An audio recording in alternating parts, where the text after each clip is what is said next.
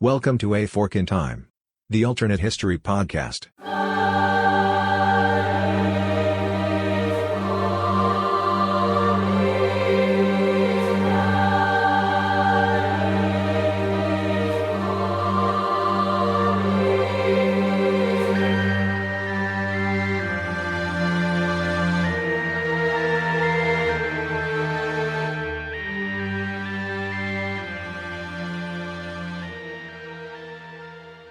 Welcome back to A Fork in Time, everyone, the alternate history podcast. It's Dylan in the host chair after a little bit of a break. Sometimes I do, contrary to popular opinion, like to let other people have a chance to talk. Today, I'm with a few distinguished gentlemen. First, I have Kai McAllister. Say hello. Hello, hello. And last but not least, we do also have in the Wayback Machine, the What If Machine today, a certain distinguished gentleman. Do you want to introduce yourself? Hi, good people. This is Chris Coppola. There we go. It's an episode, everybody. So we're going to take a break from kind of what we've been dealing with kind of in the more recent past, and we're going to go back on a further back adventure. This is once again going to be a bunch of Americans talking about England. So apologies in advance. We say it every time, but apologies in advance is going to keep going every time we do this. If we get something wrong, especially about the long, problematic, and sometimes sordid history of the various conflicts that have gone back across all of the British Isles over the years. Just blanket apology. Sorry, we're dumb. We're focused on, American things like guns, fireworks, and back fat. So we're going to do our best, and we're just going to leave it at that. Today, we're going to go back into the kind of mid-1500s during the reign of Henry VIII. Specifically, we're going to go back to January 1536, where there's a very important moment that happens in Henry VIII's life. Henry is of the Tudors. They won the War of the Roses, I want to say 20 or 30 years before he takes the throne. Henry is obviously King of England. He starts his reign as basically an Adonis. People actually called him at the time. He was like 6'2", super strapping. He's like 205, 210 in terms of weight. He's a slim dude, just really good looking guy, very fit, very masculine, very active. Kind of your classic sort of Renaissance, a literal Renaissance man kind of king in terms of he was smart. He was very clever. He was intelligent. He was militarily good. He was good at physical activity. He was very charismatic. People loved to talk to him at a party. He was just kind of an all around excellent monarch that you would want. But one of his favorite hobbies is he liked to joust. And he also was desperate for an heir. By 1536, he's already divorced Catherine of Aragon, divorced, annulled, whatever word you really want to use. Because at this point, we all kind of know what happens. It starts off a whole theological dust up in the debate over the sort of nomenclature of what exactly to call this. But Catherine of Aragon is out of the picture. Henry has married Anne Boleyn. She's already given birth to Elizabeth, who'd become, in our timeline, the future Elizabeth I, Queen of England. But what Henry wants more than anything else is a son. And in January of 1536, Anne is pregnant. When Henry, upon hearing that Catherine of Aragon has died, decides he's going to celebrate by getting on his horse and spearing a bunch of people. Violence is apparently the answer for Henry. So he has this joust in mid-January 1536, and on the joust, he ends up falling off of his horse. This is a bit of an incident because not only does Henry fall off his horse falls on him. The fall ruptures. Henry had a varicose ulcer in his leg that had healed up from an earlier jousting incident about 8 years before this, and this horse fall from the jousting, it ruptures this varicose ulcer. For the rest of his life, Henry would never be rid of these ulcers. They spread from the one leg to both legs, and basically Henry could not walk without experiencing, massive amounts of chronic pain for the rest of his 11-year life after this. This is kind of the moment that starts Henry going from, Jonathan Rhys-Meyers, the sexy Henry VIII from the Tudors TV show, into basically Fat Garfield in a Renaissance collar of Henry VIII in the 1540s. The other thing that happens is Henry's unconscious for 2 hours. In today's day and age, if you're unconscious for 5-10 minutes, doctors have a conniption because they worry about the things that are going to happen to your brain. Henry is knocked out from this incident for 2+ hours before he finally wakes up. The whole kerfuffle, everybody's worried about it. Like, this is a life-threatening thing. People don't know if Henry's going to recover from this. Anne Boleyn hears this, and she gets so freaked out, she gets so worried, she ends up actually miscarrying what they discover would have been a son. So that's what happened in the original timeline. But today we're going to take a quick change, and we're going to say, what if Henry doesn't suffer this jousting accident, doesn't fall off his horse, ends up winning the tournament or whatever you want to call it? What if this horrific jousting accident that changed Henry's life and the life of quite a few people around him doesn't happen? Good morrow, good people.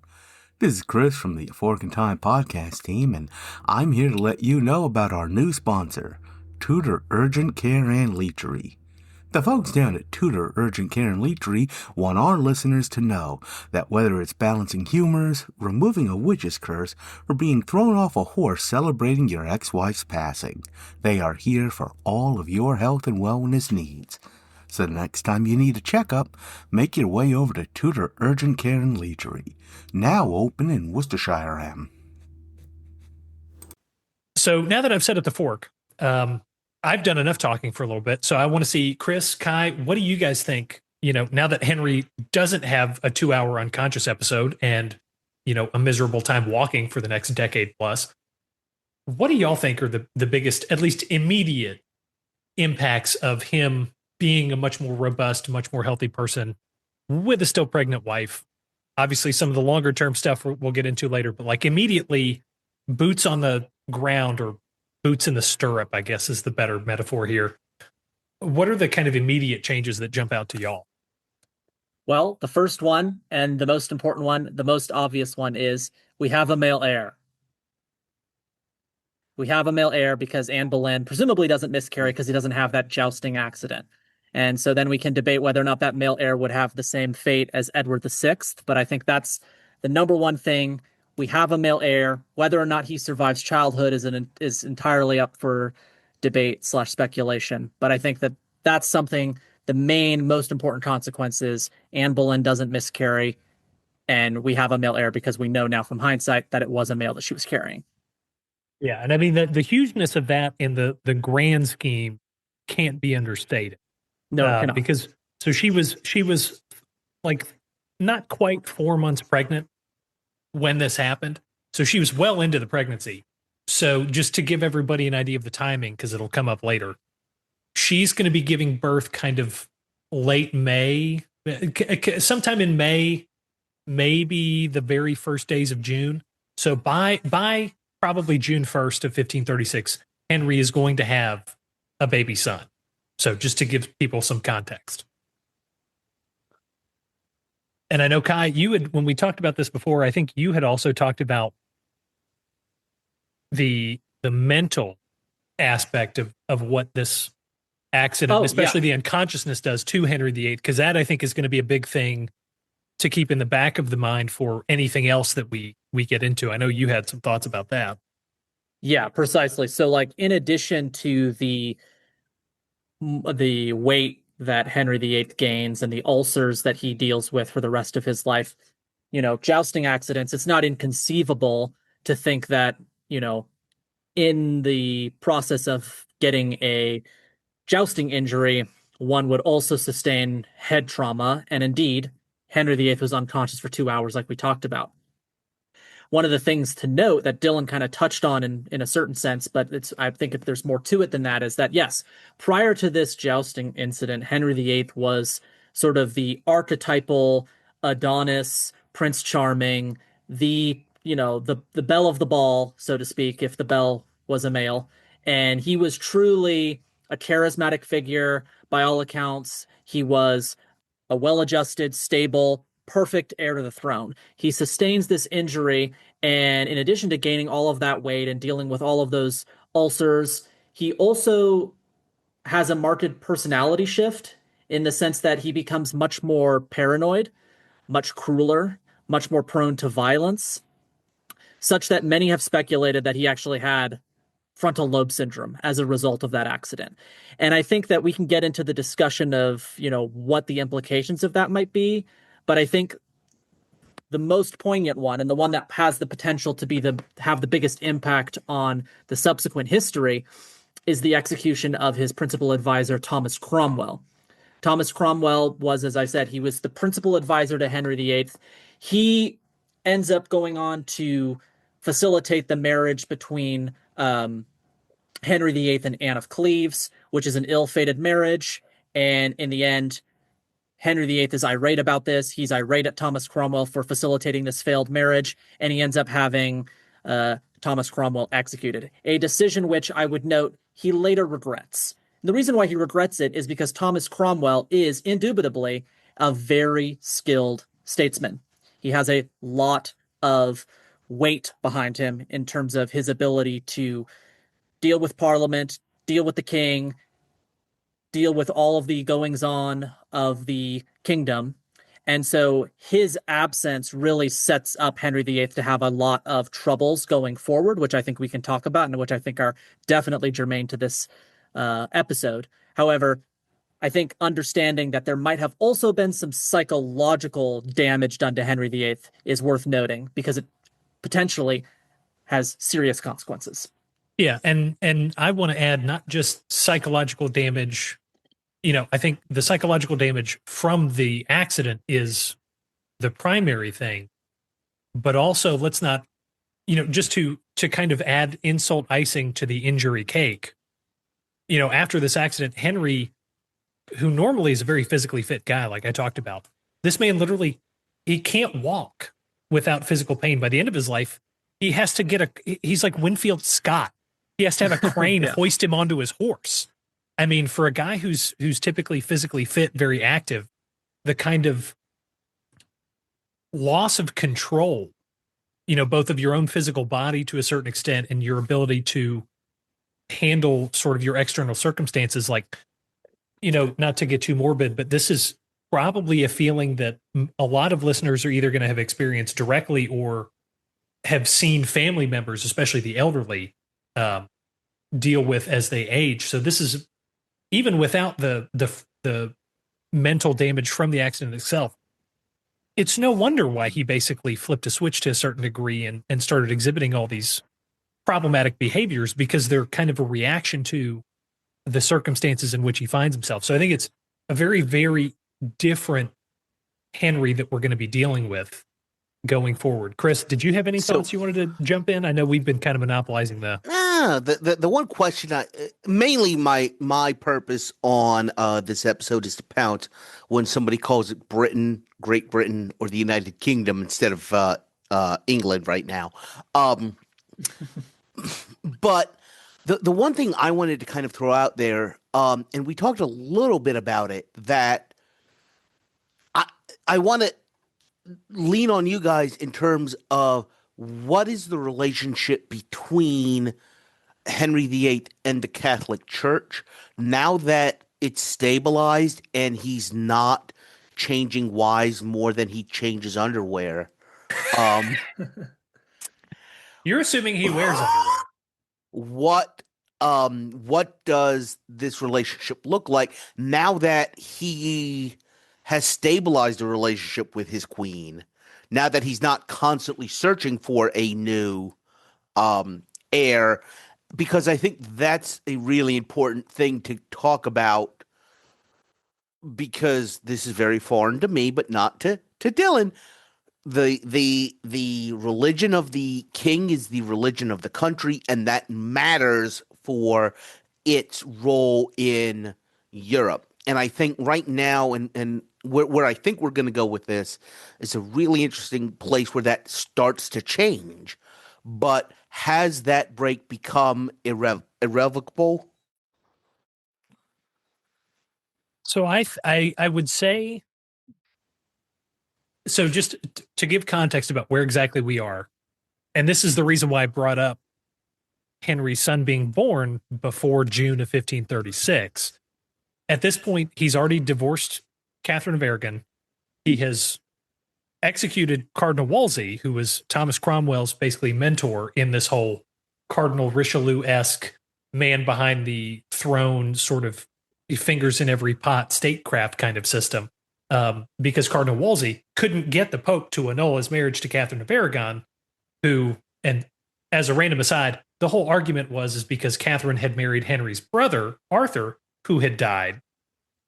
And there's some weird Catholic doctrines, particularly at the time, that said there was an argument over whether you could marry your dead brother's wife. And so Henry was hanging his hat on that, saying, "Oh, this marriage is illegitimate. I've totally not consummated, wink, wink, nudge, nudge, because there's no son to prove it. Get me out of it." So that's why Cardinal Wolsey exits the picture. Thomas Cromwell is, as opposed to Wolsey's Catholic cardinal, Thomas Cromwell is an avowed Protestant. He is gung-ho, neck deep in the sort of Protestant Reformation that's sweeping, particularly northern Germany. After the Reformation, it's starting to take root in England and some other places. But Cromwell has already deeply entrenched himself in the sort of English machine of state, basically. And he has already gotten almost all of the kind of big legislation passed by Parliament that we associate with the breaking of the Anglican Church from the Catholic Church. They haven't figured out their dogma yet, but they've chipped away at all these things that the Pope can do. So now the king can basically handle all of the taxation and granting and revocation of church lands in England. He can appoint most of the higher level bishops, like the Archbishop of Canterbury and York, I think, is the other really primary big one at this point. Basically, the Pope has no real administrative authority anymore, according to Parliament. The one thing the Pope does still have, and I think is important for that question that you asked, Chris, is the Pope does, until June of 1536, have the ability recognized by Parliament to determine questions of Scripture in a dispute in the Kingdom of England. That is what is taken away finally from the Pope in the summer of 1536. And that then starts the kind of the councils and synods. I forget what exactly they call them, but basically there's this series of councils over the next about 10 years of the Anglican Church that sets up their kind of Protestant dogma and the sort of tenets of the church.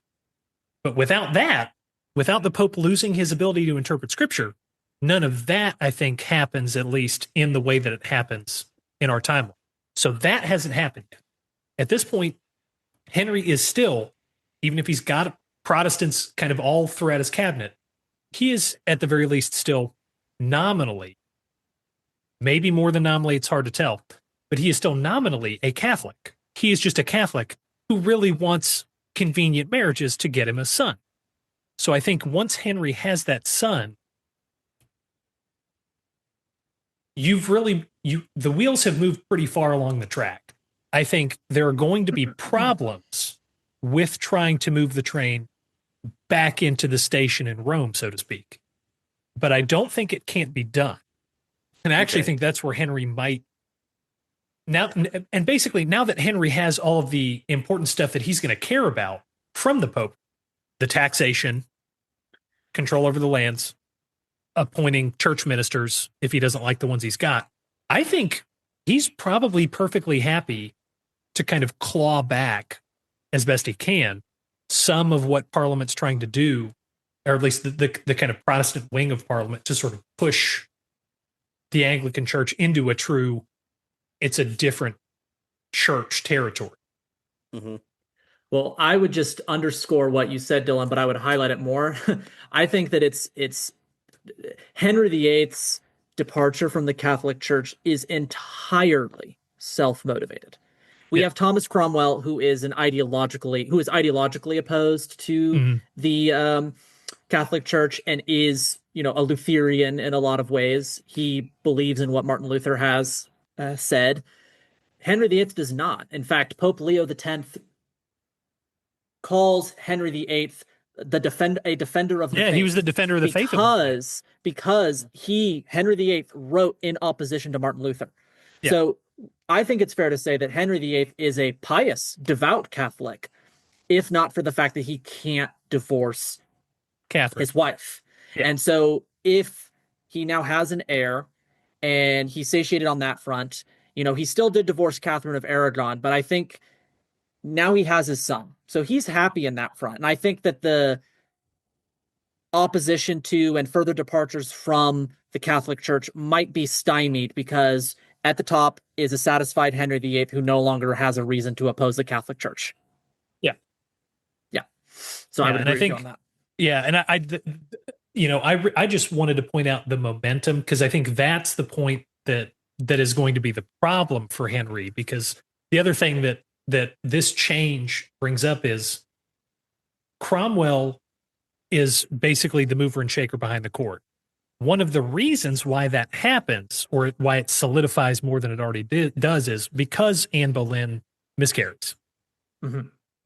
And she's already kind of on the rocks with the court because Cromwell's doing his thing, but now that she's miscarried, Henry can basically make up whatever excuse to get her out of the picture. Now that she has had a son, Henry's motivations vis-a-vis Anne Boleyn essentially flip.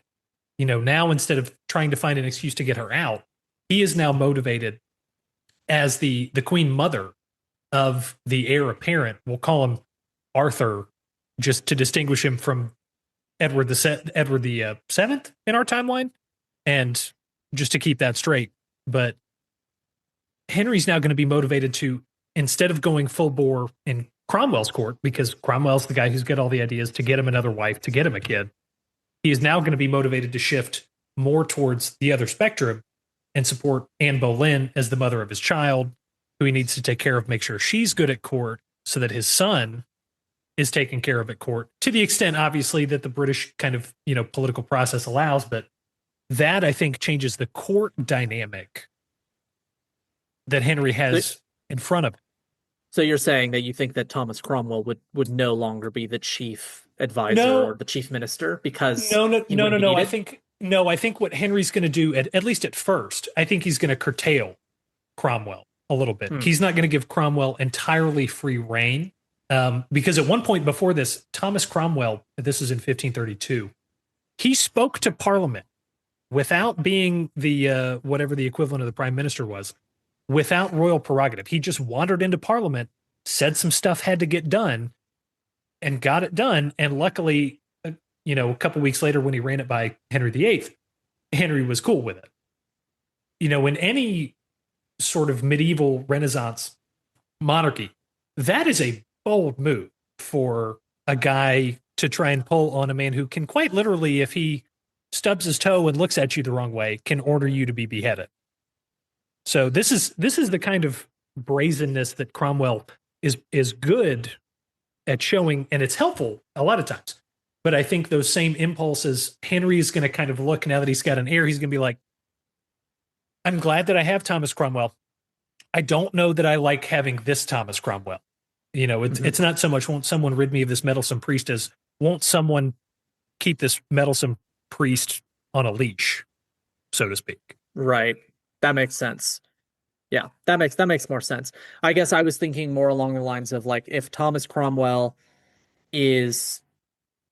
facilitates the divorce between Catherine and Anne, that Henry would actually be, indebted to him, and that would continue because we wouldn't have the Anne of Cleves situation happening. But I can totally see where you're coming from about how he would eventually not have a use for Thomas Cromwell, and that would therefore lead him to be more leashed rather than given free reign. So I think there's definite argument for that, to be sure. Yeah, and I don't know if it's that he doesn't have a use for Cromwell. I think it's that he, especially a Henry without some of the mental stuff that we've talked about, I think he might recognize that he, at this point, has too many uses for Cromwell, and that he's, Cromwell's basically like the only guy on the bench. Mm-hmm. It's like having Michael Jordan and then a bunch of, Division III college basketball players. It's like, okay, maybe I should redo this team so that somebody other than Michael is going to get the ball. it's kind of that sort of tactic is the way that I see it. And I think that's going to be the kind of immediate sort of political power play is sort of Henry, one, trying to kind of, as much as he can, bring the momentum of the church back. And I think he can start making these overtures to the Pope now that he has a son, say, hey, look, because this is the 1500s. The popes probably have more illegitimate kids than anybody else in Europe. So it's not like they're not going to be not understanding about Henry's whole thing. So, he'll make some mea culpas to the church. He'll, I suspect he's going to kind of rein in Cromwell a little bit, but still use him for very important things. The other interesting thing, and the reason why I bring up the Anne Boleyn versus Cromwell kind of dichotomy in the royal court, is that kind of sets up a foreign policy question. And this foreign policy question, I don't know that we have to have an answer to, but it brings up another foreign policy question that's a little further north that I know we're going to want to get into. So at this point in the 1500s, there are primarily two big political power players on the continent, and then England is kind of the big power player just off the continent. And that is, in the classic history of the Middle Ages, Germany, which is the Holy Roman Empire, which is neither holy nor Roman, nor an empire, nor all that German at this point, versus France. So, France is the historical enemy of England. Ever since William the Conqueror skedaddled off of the Duchy of Normandy and took over England and took his territory with him, the French kings and the English kings have not gotten along.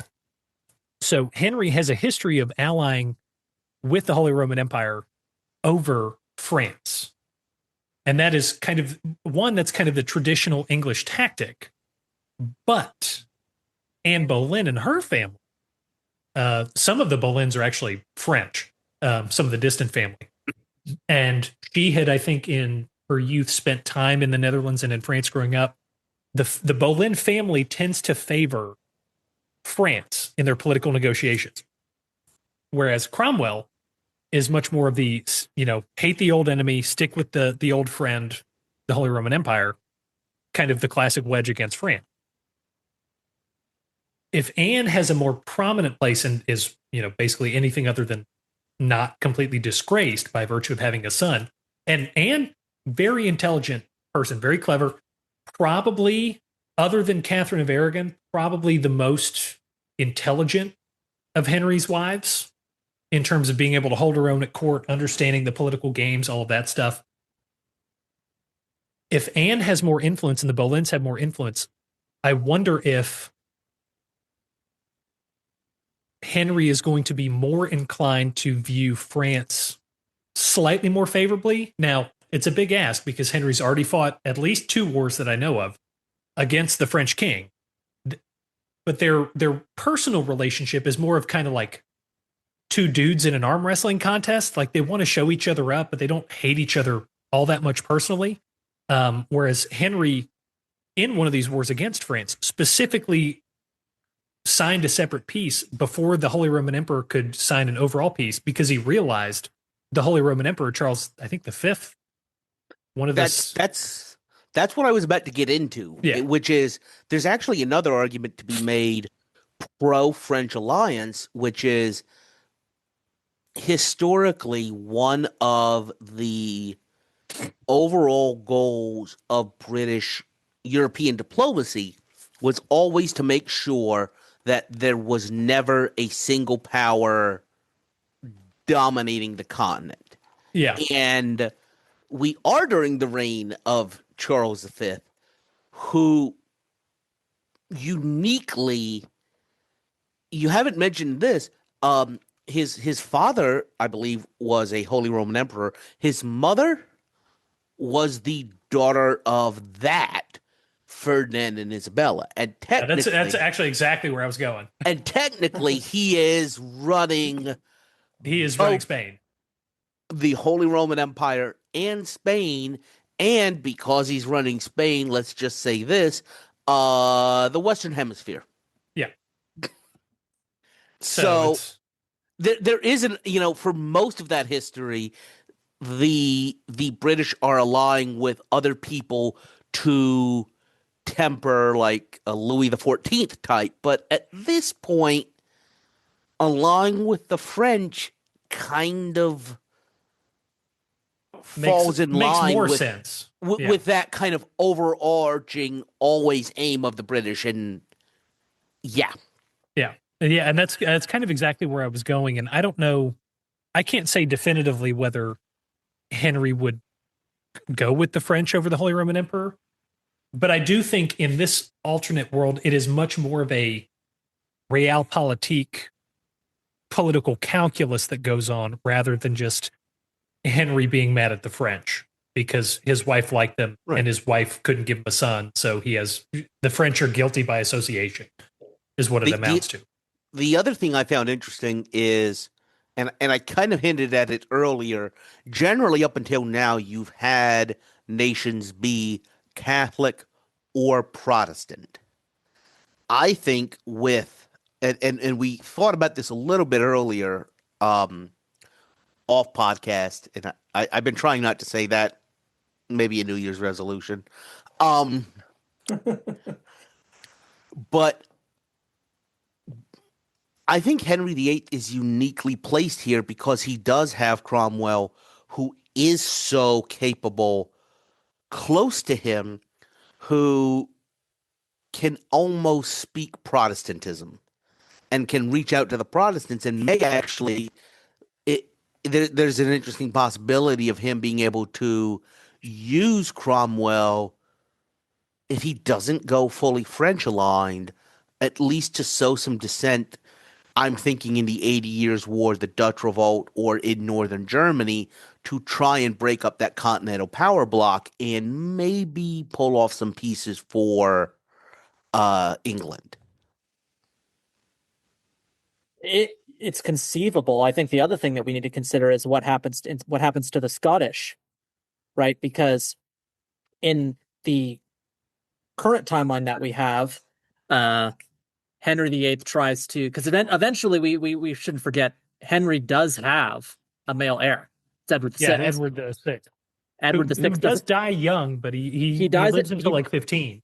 He dies at 15 or 16. I can't remember exactly. He dies as a teenager. But he does exist. However, in our time, in this timeline that we're talking about, the alternate timeline, Edward VI doesn't exist. So what we're talking about here is we have Mary, Queen of Scots, who's born in 1542. We could probably figure out exactly when Anne Boleyn's male child is born. Yeah, I'll call it May of 36. Okay, so whoever this guy is, the new Edward VI. I don't know. We'll call him Arthur because just to keep him have a different name to say than Edward or Henry and whatever. Sure. Arthur's born in, when did you say 30? 36. 36. Okay. Arthur's born in 36. Mary Queen of Scots is born in 42. If Anne Boleyn, who can maybe be more pro-Catholic, because remember Scotland is not yet a Protestant country at this time, maybe they would be more amenable to a marriage between Arthur and Mary Queen of Scots, because what ends up happening is that Mary Queen of Scots ends up fleeing to France to avoid betrothal to Edward VI and ends up being betrothed to the Dauphin of France, which then engenders Franco-Scotch relations, which are going to be a thorn in the side of England for a long time to come. So we have all of those different dynamics to consider: the relationship to the Holy Roman Empire, the relationship to France, and the relationship to Scotland. If Anne Boleyn stays around with her French progeny or with her French ancestry and a more stable Henry VIII on the throne, Thomas Cromwell perhaps having influence diminished, maybe that can engender a more pro-English sentiment among the Scots such that they don't end up going around and marrying the French Dauphin. Well, and you also have in this new timeline that we're talking about, you have in England in the sort of marriage between Arthur now and Mary, Queen of Scots. You also take out a significant friction point in that England is now maybe not necessarily 100%, but at least nominally, to some degree, still Catholic.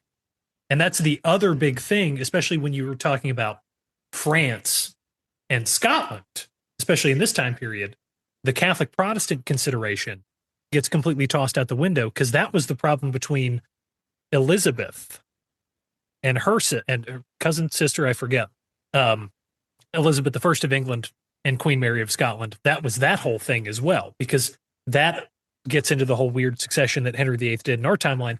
But basically, all of that weird stuff, the religious kind of consternation, at least to some degree, is not completely eliminated, but minimized between England, France, and Scotland.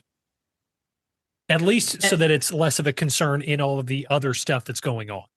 And recall, in this alternate timeline, Henry VIII has been divorced once. It's still a sin. It's still something that's not going to be accepted by the Catholic Church. But he has more grounds to go to Rome and be like, because we're out of Avignon at this point, right? Yeah. Okay. He goes to Rome. And also, Catherine of Aragon is dead at this point. So she is not sticking around being an affront to Henry's whole position because she can't argue against it. You know, she can't probably rightfully play the aggrieved, ex-wife whose husband just completely left her and did all this terrible stuff to her, because she's just not in the picture anymore. So now Henry's the only one with any side of a story on that front. Exactly. And as you said earlier, he tries to justify this to the Pope by saying, hey, I never consummated, wink, wink. And now Catherine of Aragon is dead. So he can go to the Pope and be like, hey, listen, I really think that we can make amends here. We can figure something out. We can find a way to annul this marriage. We can find a way to come to common grounds. That's a very different position than going to the Pope, having 6 wives, having beheaded several of them, and being an all-around, kind of abomination to the Catholic Church at this point. If he's divorced once and now he has a male heir, I think pro-Catholic forces will be more amenable to welcoming him back into the fold, as opposed to what happens in our current timeline, which is, of course, we have the saying, divorced, beheaded, died, divorced, beheaded, survived. Like, there's so much violence and chaos going on, it's almost inconceivable for him to be accepted again. Also, can I just say I'm glad somebody else did the nursery rhyme bit there, because I was not going to be able to do it, because I do not remember what happened to all of Henry VIII's wives. Yeah, indeed. Well, that's the biggest tragedy of this alternate timeline being true, is we lose that nursery rhyme. Yeah. Well, I can think of some other nursery rhymes. Like if we can get rid of the Black Death, there's a couple other nursery rhymes I wouldn't mind to get rid of. Yes, indeed. But yeah, it's an interesting question, and so that gets us to, I guess, to avoid us, running super long, that to kind of wind up Henry's reign, he's probably relatively healthy for longer. So I don't think it's a stretch to say he at least lives into, so Henry in our timeline dies at age, I think 55 in 1547. Mm-hmm.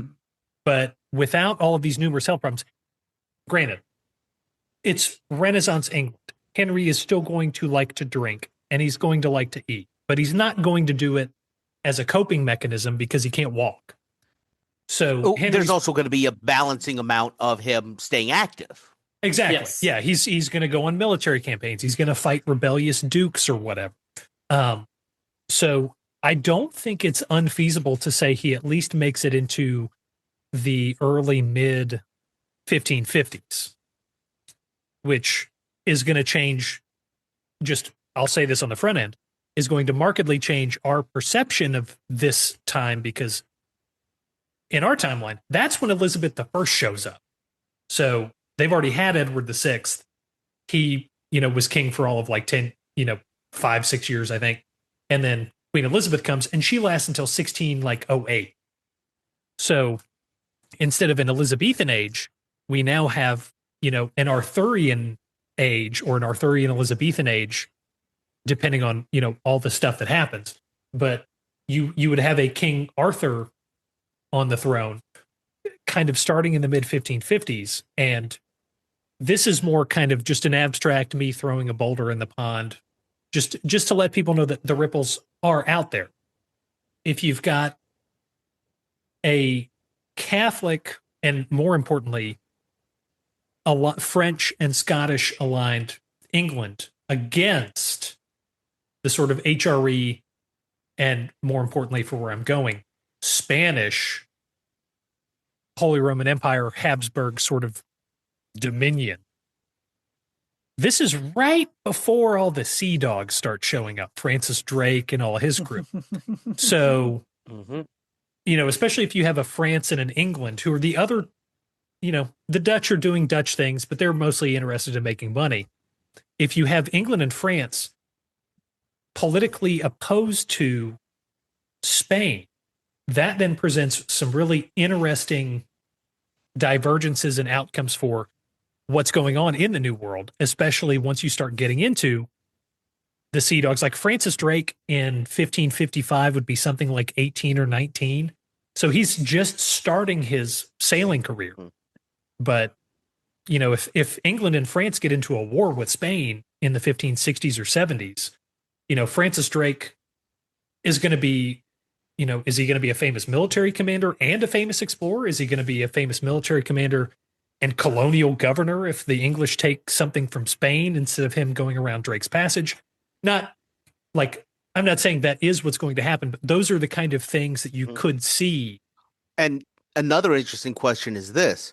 So in our timeline, yes, the Sea Dogs are out there, raiding the Spanish Main, but not long after this, kind of 16 and especially into the 1700s, that British and French rivalry kicks up again, kind of in New England, upstate New York, Canada. Canada, yep. And is that still a thing, or do you have almost? I'm picturing a Tordesillas lateral. In other words, yeah. Latitude instead of longitude. Yeah. Yes, I see what you're saying. Yeah, that's interesting. I like that. That's kind of neat because I think the French. You also have that interesting thing of like, you've got Canada and North America and New England, but you also have, let's not forget, you've got, what eventually Louisiana. become the British Bahamas and the British Virgin Islands versus Saint-Domingue, or, Haiti and some of those other French Caribbean and Louisiana, kind of, and Guyana. And Louisiana, kind of pinning the United States or pinning the British colonies in on the coast. So maybe you start seeing, because if they're both kind of in the New World allied against Spain, they're going to need to come to some who does what where. So does the Mason-Dixon line become the Tudor-Bourbon line? I was actually going to say maybe like Canada becomes nothing but poutine land. And there isn't really a British Canada. Okay. And are you thinking maybe the British just have more focus on sort of American 13 colonies, North America? That's interesting just because the British and French settlement method is so different. That's kind of also intriguing. maybe they have like Halifax, Nova Scotia area, but nothing on the continent. Well, and we're also completely not touching, probably for good reason, the possibility of any territorial concessions from Spain in the New World in the event of some war or another. And also just kind of because of who we are. I mean, I think the North American is important, but the Caribbean is super it's much important. bigger. And the other thing, not to completely ping pong us back and forth from North America back to Europe, but this also, now that I'm thinking about it, does some really interesting things for the Reformation. Because without an Anglican Protestant England is kind of the first true, major nation state kind of thing that goes Protestant. You've got individual duchies and principalities in kind of the Northern Holy Roman Empire. You've got the Netherlands, the Low Countries, but England is the biggest prize that the Protestant movement is able to get up until this point. So it's really interesting what that might do to, for example, the 30 Years' War down the line. We'll get the King James Bible 150 years later. Yeah, a direct result of the Reformation. Yeah. I think the 30 Years' War is super interesting because while I don't necessarily think Britain is a player on the continent, I think a British-French combination just sticks its thumb in the pie of the 30 Years' War and makes sure that the Holy Roman Empire doesn't come out of it successfully. Yeah. Yeah. I think that was kind of, I didn't have a way to articulate what I suspected the outcome was going to be, but yeah, you hit the nail on the head. We also have the looming question of, this son is not Edward VI. Edward VI dies of tuberculosis, essentially. Does that fate befall this new son? I mean, that's really, we can't even speculate on that because we don't know. But Yeah, if he does survive into adulthood, well, then Lady Jane Grey is probably not going to get the throne. Mary's not going to get the throne. Elizabeth may not get the throne, because this guy's going to live and eclipse all of their reigns. He's going to be the son of someone who has potentially made amends with the Catholic Church.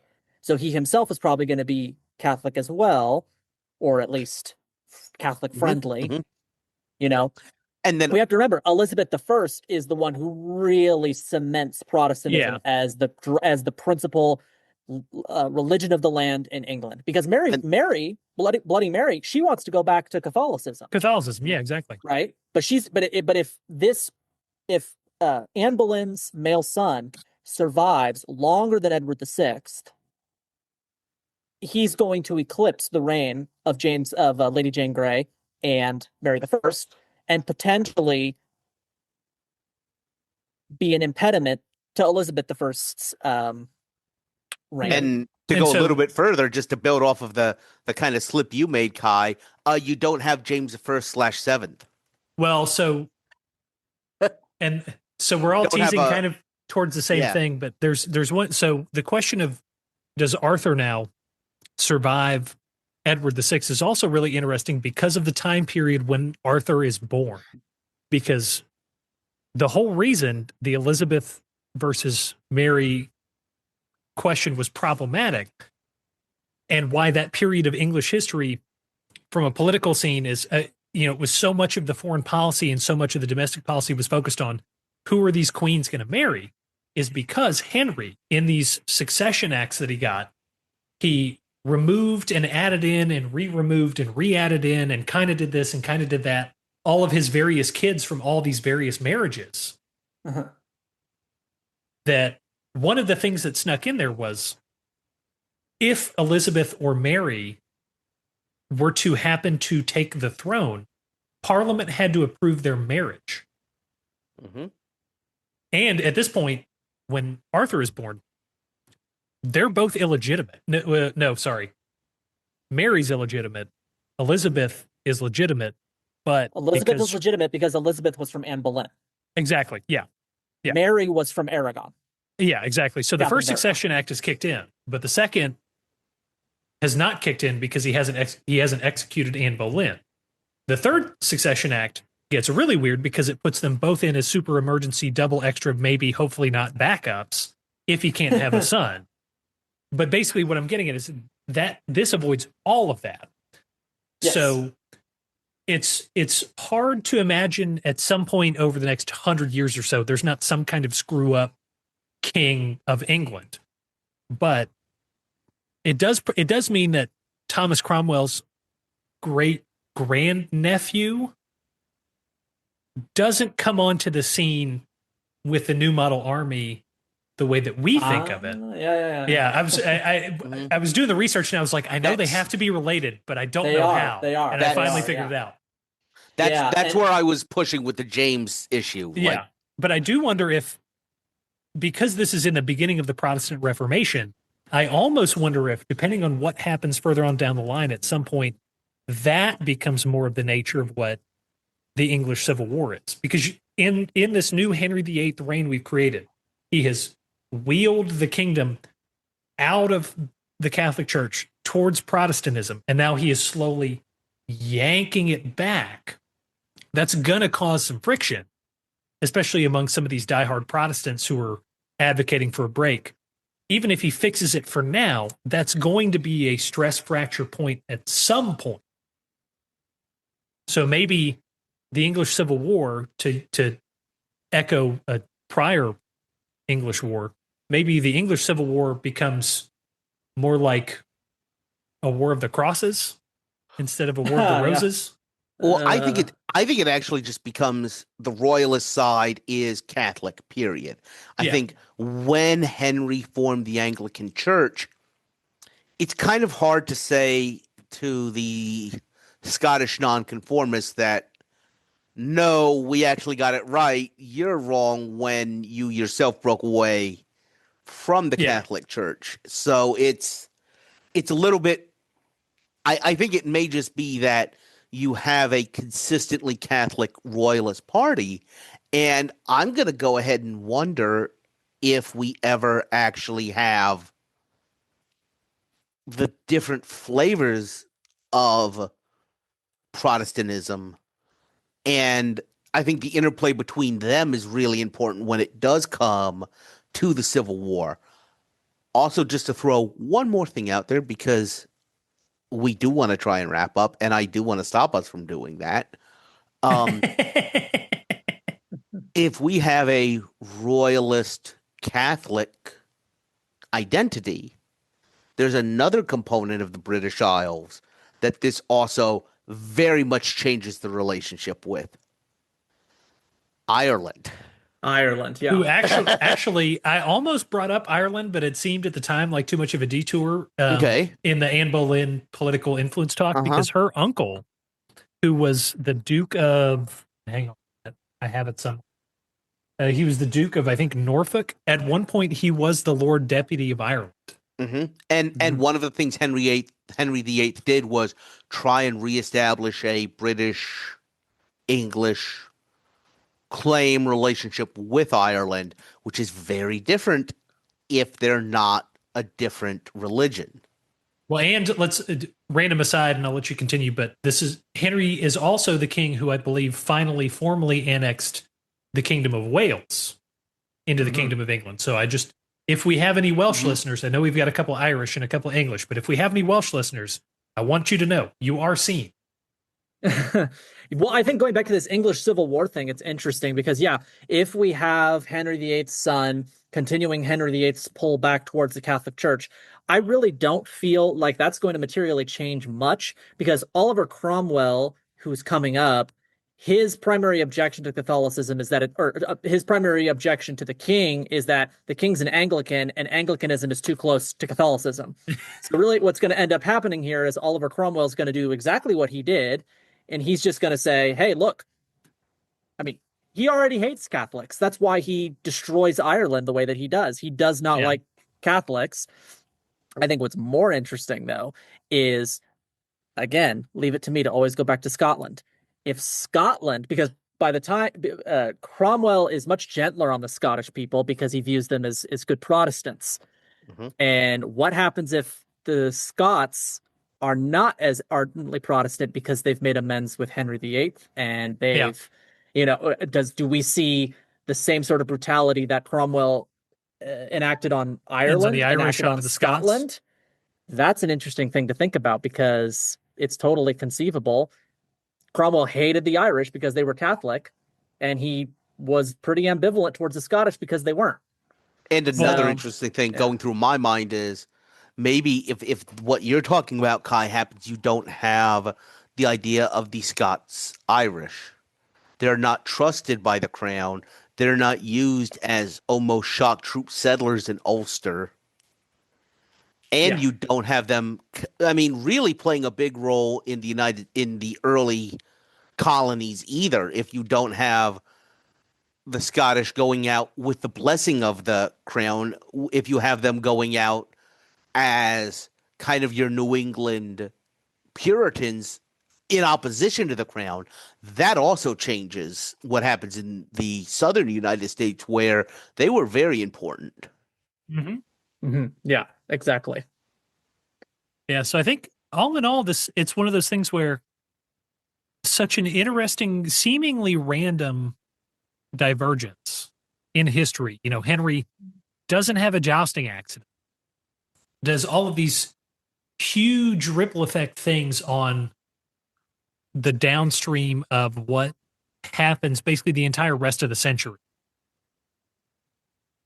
It's one of the favorite things I love about doing this podcast is for all of our, kind of like, oh yeah, what if this guy didn't get elected, or what if such and such happened? It's these kind of truly random things like this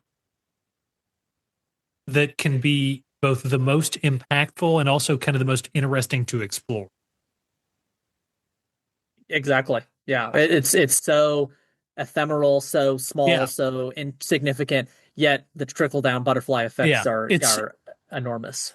Yeah, it's kind of the forgotten third leg of the stool between, the great man theory and the great forces theory of history. It's like just the butterfly effect is actually a thing. Mm-hmm. Exactly. So I think, gents, do we have any final thoughts we want to throw out before we wrap this thing up? I don't think so. Nope. Yeah, I think I threw all my terrible jokes in there somehow. I managed to shoehorn them all in. So, ladies and gentlemen, if you enjoyed this episode, if you have any thoughts, if you have any feedback, if you have any topics for us, if you have any ideas for stuff you want to explore, leave us a note, leave us a comment on your podcast player of choice. Join the Discord, leave us a comment there. We'd love to hear feedback.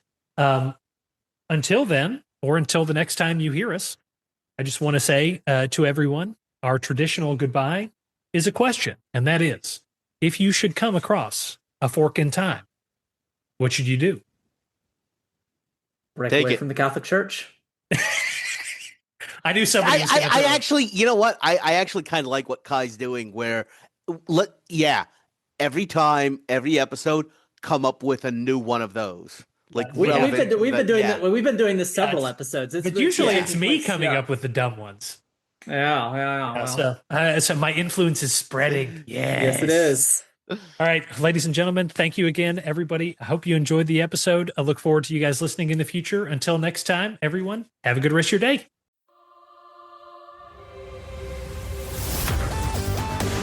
Thanks for listening to A Fork in Time, the alternate history podcast. Learn more and provide feedback by visiting our website at www.aforkintimepodcast.com. Connect to us on Facebook at facebook.com/aforkintime or follow us on Twitter at AFIT Podcast. If you want to support the show financially, visit our Patreon page at patreon.com/aforkintime. We hope you will join us next time.